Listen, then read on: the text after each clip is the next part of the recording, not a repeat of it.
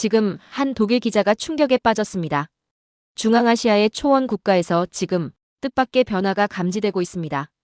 외국어로 채용 공고가 붙고 초등학교 교실에선 한국어 수업이 일상이며 지방병원은 서울의 의료기술로 운영됩니다. 교과서엔 한글의 구조가 실리고 공공인프라, 보건 시스템, 심지어 문화행사까지. 그 모든 흐름은 서울을 향하고 있습니다. 이 나라는 왜 한국을 따라가기 시작하게 된 걸까요? 지금 이 나라에서 무슨 일이 벌어지고 있는 걸까요? 오늘의 이야기 지금 시작합니다. 오늘 하루도 행복하세요. 안녕하세요. 저는 헬레나 브루크너입니다. 독일 공영방송의 탐사보도 전문 프리랜서 기자로 일하고 있어요. 이번엔 본사 요청으로 몽골에 오게 되었죠. 최근 급격히 한국 문화가 퍼지고 있다는 보고서가 도착하면서 몽골 현지 취재를 맡게 된 겁니다.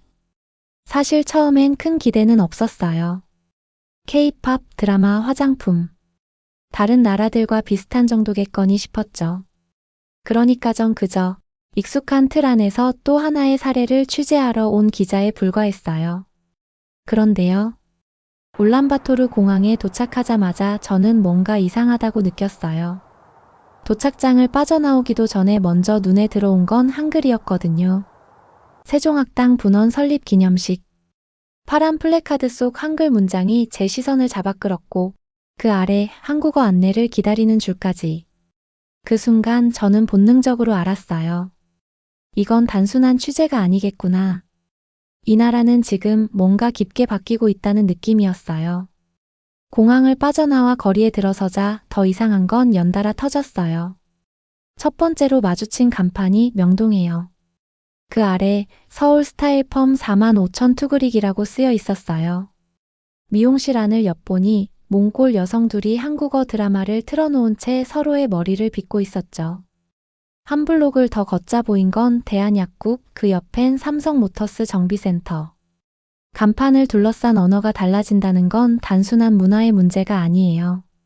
그건 곧 생존 언어가 바뀌고 있다는 뜻이죠. 그리고 이곳에선 지금 그 변화가 몽골어에서 한국어로 옮겨가고 있는 중이었어요. 그날 오후 저는 수도 외교부 청사 앞에서 결정적인 걸 보게 되었어요. 담벼락에 붙은 A3 포스터 한 장. 외교부 청사 앞 게시판엔 외국어 능력 우수자 특별 채용 공지가 붙어 있었어요. 한국어 능통자도 우대라고 적혀 있었죠. 그 아래 작은 글씨로 토픽 자격 소지자 우대라는 문구가 보였어요. 그 문장을 읽는 순간 머릿속이 멍해졌어요. 마치 제가 알던 이 나라가 아니란 생각이 들면서 이 취재는 전혀 다른 방향으로 가야겠다는 예감이 스쳐갔어요. 이건 그냥 한류 영향이 아니었어요. 드라마나 K-팝으로 끝날 일이 아니었죠. 이 나라는 지금 국가 운영 시스템의 일부를 한국 기준으로 맞추고 있는 중이었어요. 단순히 좋아한다는 수준을 넘어서 기준을 바꾸고 있는 흐름이 보였거든요. 그제야 알겠더라고요. 제가 처음에 기획했던 몽골의 한류 열풍 다큐는 처음부터 틀렸던 거예요. 전 다시 촬영 장비를 점검하고 촬영 계획 전체를 갈아엎었어요. 이젠 단순한 문화 취재가 아니라 국가 시스템의 변화를 추적해야 했어요. 그 중심엔 늘 한국이 있었죠. 그리고 그날 밤 호텔로 돌아와 방 안에서 노트북을 켰어요. 포털 사이트의 첫 화면엔 이런 제목이 떠 있었죠. 교육부가 서울대와의 협력도 준비 중이라는 말이 조용히 퍼지고 있었어요. 몽골 한국형 행정 모델 도입 지방정부 혁신 프로젝트 발표. 눈앞에 퍼즐 조각들이 맞춰지기 시작했어요. 그 순간 저는 조용히 중얼거렸어요. 이건 정말로 한국이 된 나라였어요. 다음 날 아침 저는 몽골 교육부 청사가 위치한 행정구역으로 향했어요. 숙소에서 출발할 땐 그냥 평범한 업무 취재라고 생각했죠. 하지만 정문에 다다랐을 때 예상과는 전혀 다른 풍경이 펼쳐졌어요. 현관 유리문에 붙은 공지에는 이렇게 쓰여 있었어요. 서울대학교 몽골어 교환 장학생 설명회 입석 마감. 입석까지 마감이라니. 순간 눈을 의심했어요. 사람들의 열기가 어느 정도길래 그럴까 싶었죠. 건물 안으로 들어서자 3층 복도엔 인파가 꽉 들어차 있었어요. 대부분이 대학생으로 보였는데 한 여학생이 바짝 긴장한 표정으로 제게 말을 걸었어요. 저 한국어 전공하고 있어요. 한국에서 꼭 인턴 해보고 싶어서 여기 설명회 3일 전부터 대기했어요. 그 말투엔 설렘보다 절박함이 느껴졌어요. 설명회가 열린 강의실엔 작은 국기 2개가 나란히 걸려 있었어요. 태극기와 몽골 국기였죠. 그 아래에는 큼지막한 현수막이 붙어 있었어요. 한국형 과학기술 인재 양성 프로그램 설명회. 무대 위엔 교육부 관계자들이 앉아 있었고, 몽골 교육부는 최근 코이카 세종학당재단과 협력을 확대하며 한국식 교사 연수를 꾸준히 이어가고 있어요. 일부 지역에선 서울에서 배운 교사가 선망의 대상이 되기도 합니다. 그 말을 듣는 순간 저는 생각했어요. 이건 단순한 협력이 아니에요. 교육이라는 가장 깊은 구조가 서울이라는 기준에 맞춰지고 있다는 뜻이었어요. 설명회가 끝난 후 저는 그 근처 중등학교를 찾았어요. 그곳에선 K과학반이라는 이름의 특별 수업이 진행되고 있었어요. 교실 안에는 LG 스마트보드가 설치돼 있었고 수업 언어는 완전히 한국어였어요. 교사가 수업을 진행하며 물었어요. 지금 우리가 배우는 건 한국식 탄소 중립 기술이에요. 왜 중요한지 말해볼 친구? 한 아이가 손을 번쩍 들었어요. 서울은 전기차 충전소가 많고 쓰레기도 다 분리하잖아요. 그거 우리도 하고 싶어요. 그 대답에 아이들 모두가 고개를 끄덕였죠. 책상 위엔 한글의 구조와 효율성이라는 제목의 교과서 단원이 펼쳐져 있었어요. 그 속엔 모음과 자음의 조합 구조, 디지털 부호로의 전환 효율성까지 상세히 설명돼 있었죠. 복도를 걷던 중 게시판에 붙은 포스터 하나가 눈에 들어왔어요. 한국어 경진대회 대상 한국문화센터 연수권. 그 아래엔 이렇게 쓰여 있었죠. 서울 표준어로 말하는 당신이 이 학교의 자랑입니다. 순간 전 발걸음을 멈췄어요. 어느 나라든 외국어 교육은 있을 수 있죠. 하지만 서울 표준어로 말하는 학생이 자랑이라 말하는 순간 그건 교육의 수단을 넘어 가치의 기준이 되어버려요. 학교 옆 마당에선 무슨 행사가 열리고 있었어요. 알고 보니 한국 전통문화 체험 주간이더라고요. 아이들이 줄을 서서 윷을 던지고 있었고 그 옆에선 선생님이 설명을 해주고 있었죠. 웃음소리 사이로 들려오는 단어들. 그 말투는 제가 수십 번 본 적 있는 예능 속 말투였어요. 그건 분명 무한도전이었죠. 그날 숙소로 돌아오는 길에 저는 이상하게 기운이 빠졌어요. 교육이라는 게 이렇게 깊게, 조용히, 그리고 분명하게 한 나라를 바꿔놓을 수 있다는 사실이. 머리론 알고 있었지만 눈으로 보고 나니 가슴이 눌리는 듯한 무게로 다가왔어요. 지금 이 흐름을 한 문장으로 말하자면 정말 그렇게 말할 수 있을 것 같았어요. 우리는 미래를 서울에서 배웁니다. 그건 제가 아니라 이 나라가 스스로 만든 흐름 같았죠.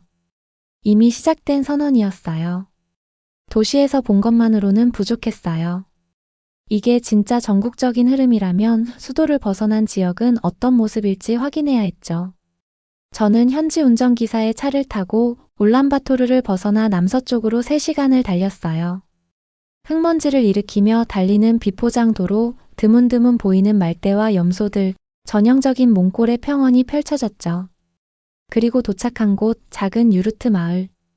하지만 이 마을은 제가 알던 몽골이 아니었어요. 눈에 들어온 건 큼직한 녹색 현수막이었어요. 포스코 건설 지역 마을 공동 인프라 지원 사업. 그 아래 DLENC 시공 유르트 단지 완공이라는 문구가 적혀 있었죠. 무슨 말인가 싶었지만 유르트의 벽면은 전통 양모천이 아니라 은색 단열재가 덧대어져 있었어요. 입구엔 한국산 보일러의 스티커가 붙어 있었고요. 대성 셀틱 몽골 한랭 지역용 모델. 심지어 유르트 내부에는 KT 디지털 전광판이 벽면에 설치되어 있었죠.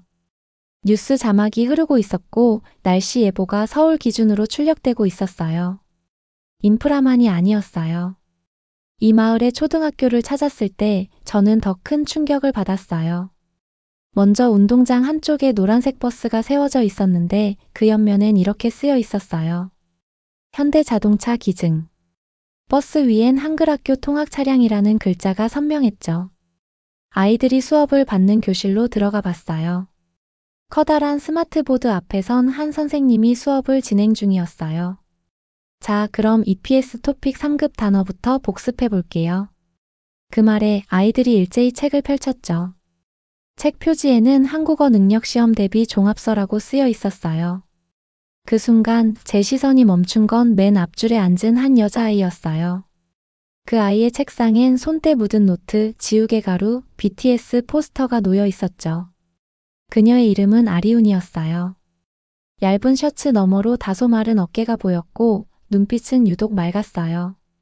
쉬는 시간이 되자 저는 조심스럽게 아이에게 다가가 말을 걸었어요. 한국어 공부 어렵지 않아? 아리우는 수줍게 웃으며 말했어요. 형이 아파요.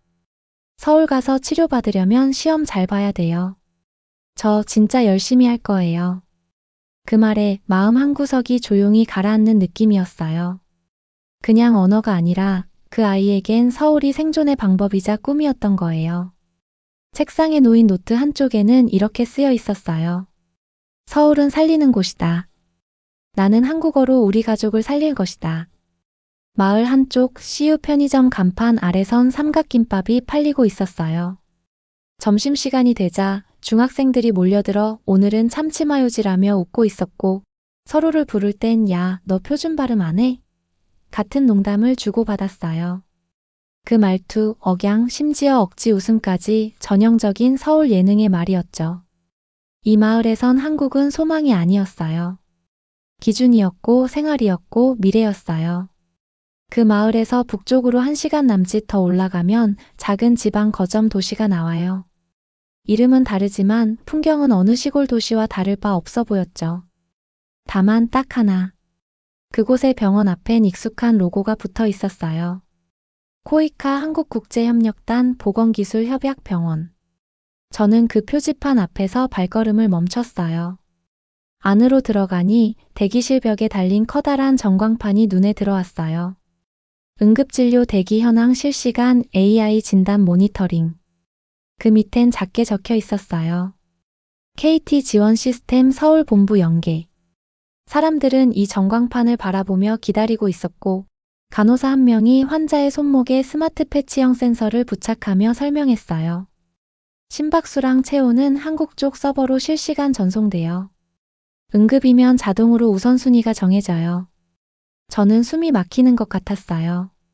당장 서울 종합병원에서도 시범 도입 중인 기술이 여기 몽골 지방병원에서 기본 진료로 작동하고 있었던 거예요. 진료실 복도 끝방에서 코이카 의료기술협력관을 만나 인터뷰를 진행했어요. 그는 모니터를 가리키며 말했죠. 이 장비들 소프트웨어는 한국 개발이고요. 진단 알고리즘도 서울 세브란스에서 공유받았어요. 장비는 전부 대구 본사에서 직접 실어왔고요. 그 말에 저는 다시 한번 물었어요. 모든 환자가 이 시스템을 이용하나요? 그는 대답했어요. 네. 여기선 한국 모델이 곧 병원 표준이에요. 진료 대기실 한켠에선 사람들이 대형 TV 앞에 앉아 있었어요. 틀어져 있는 건 한국 건강 예능 프로그램이었죠. 출연자들이 깔깔 웃는 장면이 흘러나왔고 현지 어르신들도 그 장면을 따라 웃고 있었어요. 이건 단순한 TV 시청이 아니었어요. 생활 속 건강 정보의 학습 수단이 된 거였어요. 병원 건물 뒤편 작고 낡은 건물 하나가 더 있었어요. 그곳은 응급훈련센터라고 불렸는데 그 안에서 저는 아주 익숙한 장면을 보게 되었어요. 의료진이 모여 한국어 자막이 달린 영상을 보고 있었고 그 영상 속에선 한국 배우가 응급처치 시나리오를 연기하고 있었죠. 한 간호사가 웃으며 말했어요. 이거요, 한국에서 만든 훈련 영상이에요. 코이카에서 보내준 자료인데 지금 우리 병원은 이걸 참고해서 배우고 있어요. 그 순간 저는 진료실 문을 나서며 도시 한복판에 세워진 하수도 설계도를 보게 되었어요. 그 도면에는 깨끗하게 인쇄된 한글이 박혀 있었어요. 우천시 우회배수 통로 설계 서울 성동구 기준 적용. 이건 우연이 아니었죠. 병원, 훈련, 생활, 인프라, 심지어 하수 처리까지. 이곳의 모든 기준이 서울에서 왔어요. 저녁 무렵 병원에서 만난 한 노부부가 기억나요. 남편은 한 달 전 서울에서 신장 수술을 받고 돌아왔고 부인은 한국 의사가 준 약 봉투를 소중히 접어 가방에 넣고 있었어요. 그분이 아니었으면 지금 이 사람 없었을 거예요. 그녀의 목소리는 떨리고 있었고 그 옆에서 조용히 고개를 숙인 남편의 눈가도 촉촉했죠. 저는 그 모습을 멀리서 지켜보다 마치 자신도 모르게 중얼거렸어요. 이건 그냥 도입이 아니야. 이건 바뀐 삶이야. 서울이라는 도시는 여기선 TV 화면 속 이야기가 아니었어요. 아프지 않기 위해 의지하는 기술의 원천이었고 살아남기 위해 기도하는 방향이었어요. 그날은 주말이었어요. 현지 가이드의 안내로 도착한 곳은 마을 사람들 대부분이 모이는 주말 장터였죠. 황토색 먼지가 흩날리는 노점 사이 줄지어 늘어선 텐트 아래에서 각종 농산물, 양고기, 생필품들이 팔리고 있었어요. 그 중에서도 유난히 붐비는 부스를 발견했어요. 한 여성이 라네즈 화장품 몇 통과 삼겹살, 마늘종을 한 봉지 들고 계산을 하고 있었죠. 가방 속엔 설화수 로고가 선명한 팸플릿도 함께 보였어요. 그 옆을 지나던 어떤 아주머니가 웃으며 말했죠. 걔 이번에 아들 생일상 차리는데 다 한국 걸로 차린대요. 장난처럼 내뱉은 말이었지만 그 말투엔 부러움 같은 게 묻어 있었어요. 저는 그 짧은 대화를 듣는 순간 뭔가 가슴 깊숙한 곳이 조용히 흔들렸어요. 이건 단순한 소비의 문제가 아니었거든요. 그 사람들에게 한국식은 곧 제대로 된 것이었어요. 장터 한복판에선 10살쯤 되어 보이는 아이들 몇 명이 비닐장판 위에 앉아 무한도전의 한 장면을 따라하고 있었어요. 야, 유재석이 또 졌어. 놀라운 건 그 아이들이 한국식 억양과 표정을 아주 자연스럽게 따라하고 있다는 점이었어요. 그건 그냥 연기가 아니라 그들의 놀이와 언어가 이미 한국이 된 증거처럼 느껴졌어요. 길 건너엔 중고 전자제품을 거래하는 작은 가게가 있었어요. 진열장엔 중고 스마트폰이 쌓여 있었고 주인은 대뜸 이렇게 말했어요. 삼성 Z 폴드? 그건 지금 여긴 성공한 사람만 써요. 배터리 오래가고 카메라 성능 최고잖아요. 그 말은 마치 서울 한복판에서 듣는 광고 문구처럼 들렸어요. 저는 그 순간 웃음보다 먼저 한숨이 나왔어요. 이들은 지금 자신들의 꿈까지도 한국에서 가져오는 중이었어요. 해가 지고 마을 공터엔 조명이 들어왔어요. 오늘은 K드라마 연극대회가 열리는 날이었죠. 초등학생부터 중년 여성까지 각자 팀을 나눠 이태원 클라스, 사랑의 불시착, 응답하라 시리즈의 대사를 따라하기 시작했어요. 누군가는 대사를 외웠고 누군가는 감정선까지 완벽히 살려냈죠. 관중들은 웃었고 누군가는 박수와 함께 눈시울을 닫고 있었어요. 그 광경을 지켜보던 저는 마치 이 장면이 영화 세트 같았어요. 너무도 완벽하게 짜인 무대처럼. 그런데 이건 꾸며진 게 아니었죠. 그저 이들이 선택한 현실이었어요. 이곳에서 한국은 새로움이 아니었어요. 이미 삶의 말투가 되었고 표정이 되었고 생활의 문장이 되었어요. 누가 시킨 것도 억지로 흘러들어온 것도 아니었어요. 그냥 이들이 그렇게 살아가기 시작한 것뿐이었어요. 돌아오는 길 저는 울란바토르로 가는 버스 창가에 앉아 있었어요. 창밖으론 해가 저물고 있었고 하늘은 뿌옇게 탁했지만 어딘가 편안한 기색이 감돌았어요. 며칠간의 취재 내내 바쁘게 달려왔지만 이제는 뭔가 정리해야 할 시간이었죠. 노트북을 열고 키보드를 두드리기 시작했어요. 처음 이 나라를 찾을 때만 해도 한류 문화의 확산이라는 단정된 주제를 다룰 생각이었죠. 드라마, 음악, 음식. 그저 그 정도일 거라 생각했어요. 하지만 지금 제 화면엔 국가 시스템을 재구성한 한국화의 사례라는 제목이 적혀 있었어요. 왜 그렇게까지 된 걸까 생각했죠. 문화는 전파될 수 있어요. 하지만 제도와 언어, 교육과 기술, 생활과 감정의 구조까지 한 나라 전체가 방향을 바꾸는 일은 정말 보기 드문 일이었어요.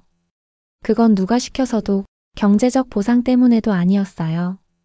그저 몽골이 선택한 길이었어요. 그리고 그 길 끝에 서울이 있었던 거죠. 수도 외교부 앞 한국어 공무원 전용 포스터부터 아이들의 책상 위에 놓인 서울은 살리는 곳이다라는 문장까지. 그건 흩어진 표식이 아니라 몽골이 지금 어떤 기준을 따라가고 있는지를 보여주는 실마리였어요. 그 기준은 눈에 보이지 않는 방식으로 교육을 바꾸고 병원을 바꾸고 언어를 바꾸고 결국은 사람들의 표정과 말투를 바꿔놓고 있었어요. 떠나기 전 저는 아리운에게 다시 편지를 받았어요. 손으로 또박또박 쓴 한글. 기자님, 형 수술비 모이면 서울에 가요. 저도 곧 따라갈 거예요. 그때 다시 만나요. 그 글자를 바라보며 저는 조용히 노트북을 덮었어요. 그리고 문득 생각했어요. 한국은 수출하는 나라가 아니라 방향을 만들어주는 나라구나. 누군가는 이걸 소프트 파워라 부를지도 몰라요. 하지만 제가 본 건 그보다 훨씬 더 가까운 것이었어요. 그건 사람들이 자기 삶을 걸고 만든 선택이었어요. 마지막 촬영을 마치고 공항으로 향하는 차 안, 도시 외곽에 세워진 포스터 하나가 눈에 들어왔어요. 서울로 가는 첫걸음 여기서 시작됩니다. 그걸 본 순간 저는 웃음도 눈물도 아닌 이상한 감정이 솟구치는 걸 느꼈어요. 그 아이가 말한 것처럼 한국은 살리는 곳이에요. 그리고 저는 그 말을 믿게 되었어요. 이 이야기를 따라오며 이런 생각이 들었습니다. 문화를 따른다는 건 단순히 무언가를 좋아한다는 말로는 부족하다는 걸요. 그들이 서울을 택한 건 선택이 아니라 삶의 무게가 실린 방향이었습니다. 몽골의 어느 마을에서, 병원에서, 교실에서, 장터에서 우리가 당연히 여기던 것들이 누군가에게는 희망이 되고 기준이 되고 언어가 되었습니다. 프랑스의 문학가 앙드레 말로는 이렇게 말했습니다. 문화는 전수되는 것이 아니라 체험되는 것이다. 이 말은 단순한 정의를 넘어 오늘날 몽골의 현실을 정확히 말해주고 있습니다. 한국은 지금 수출하는 나라가 아닙니다. 삶의 체험을 공유하는 나라이고 누군가의 미래가 걸린 방향이 된 나라입니다. 우리가 흘려보낸 드라마 한 장면, 아이들이 따라 읽는 자음과 모음의 배열, 어디서나 볼 수 있는 서울이라는 이름. 그 모든 것이 이곳 사람들의 기억과 사랑 그리고 생존을 위한 선택이 되었습니다. 여러분은 언제 한국의 문화를 통해 감동을 느끼셨나요? 혹은 누군가에게 한국이 희망이 된 순간을 목격한 적 있으신가요? 기억에 남는 이야기가 있다면 댓글로 함께 나눠주세요. 구독과 좋아요, 알림 설정은 한 편의 이야기에 숨을 불어넣습니다. 오늘도 끝까지 함께 해주셔서 감사합니다. 더 깊은 감동으로 다시 찾아뵙겠습니다.